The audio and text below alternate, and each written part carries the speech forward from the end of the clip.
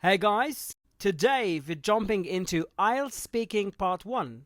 Focusing on the topic family, I'll be sharing tips, strategies, and sample answers to help you nail your introduction. Ready to impress the examiner? Let's get started.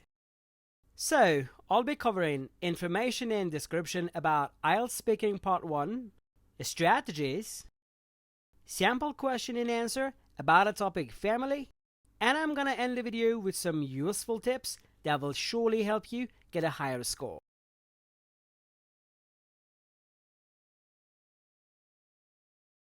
As you greet the examiner, he introduces himself and asks you to introduce yourself and confirm your identity, like your passport, driver's license, or identification card. There are a number of questions that the examiner asks before part 1 begins. These questions are not a part of the test, and they are not assessed. In Ielts speaking part 1, which lasts about 4 to 5 minutes, you will answer around 10 to 11 simple personal questions. These usually start with a few questions about yourself, followed by questions on 2 common topics like family, work, or hobbies. It's a chance to show off your fluency and comfort with everyday English. Now let's go to strategy.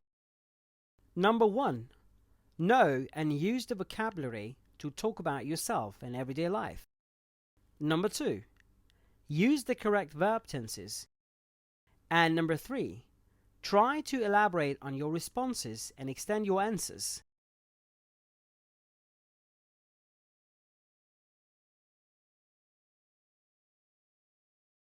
How many people are there in your family? Well, we are 5. My parents and my 2 sisters. Who are you closest to in the family? To be honest, I'm really close to my mum as she's always there for me. I feel like she's a friend of my age because she supports and understands my needs and desires. Do you have a large or small family? Well, I come from a large family. Now, I just have my mum, an older and 3 younger brothers, so I am the only daughter in the family. Sadly, my father passed away 17 years ago. Do you have a large extended family? Oh, yes, we have many family members like aunts, uncles and cousins.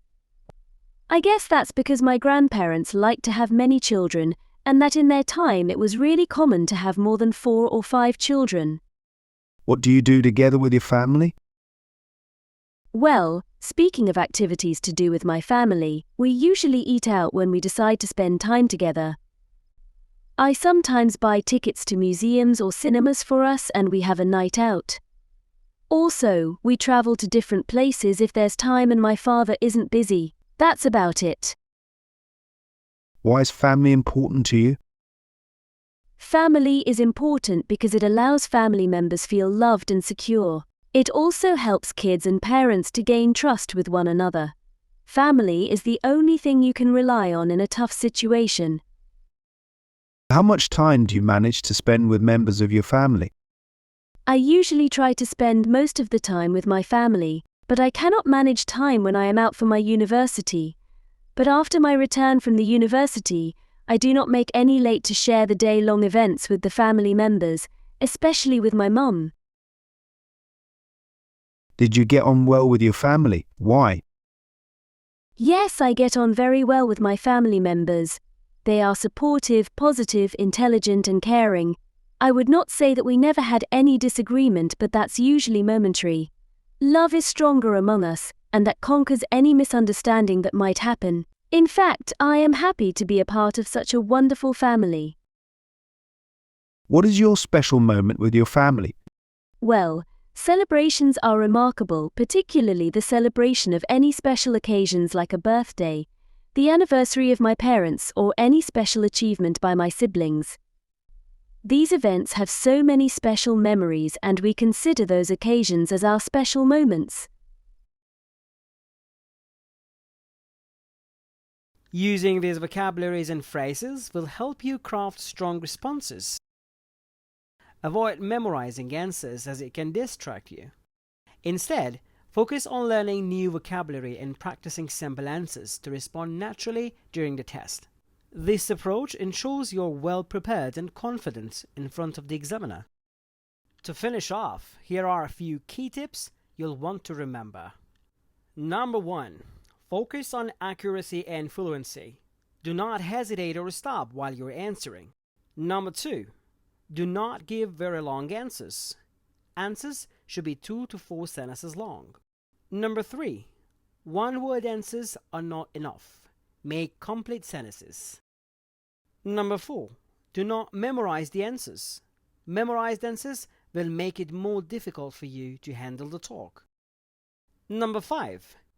Ask for repetition if you don't understand a question for the first time. Number 6. When you're talking about your favorite stuff, never say my most favorite. That's totally wrong. Number 7. Try not to give short yes-no answers, but elaborate on your responses with providing reasons and causes. Number 8. Keep in mind that your use of English is much more important than the length of the answer. And number 9. You will only be assessed on your English language skills, not on the content of what you actually say.